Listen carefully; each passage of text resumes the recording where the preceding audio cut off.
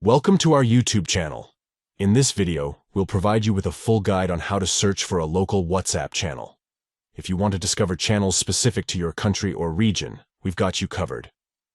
Let's dive into the step-by-step process. Step 1. Open WhatsApp on your device and ensure that you have the latest version installed. Keeping your WhatsApp updated will ensure you have access to the latest features, including the ability to search for local channels. Step 2.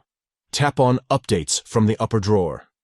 This will take you to the Updates section where you can find all the latest updates from your contacts and channels. Step 3. Scroll down in the Updates section until you reach the Channels category.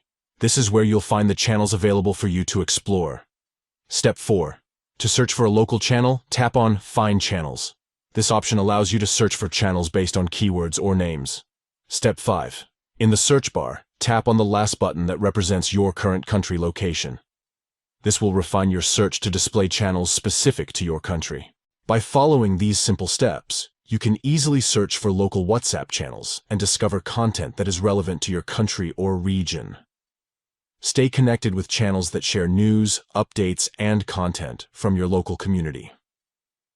Thank you for watching, and enjoy exploring local WhatsApp channels.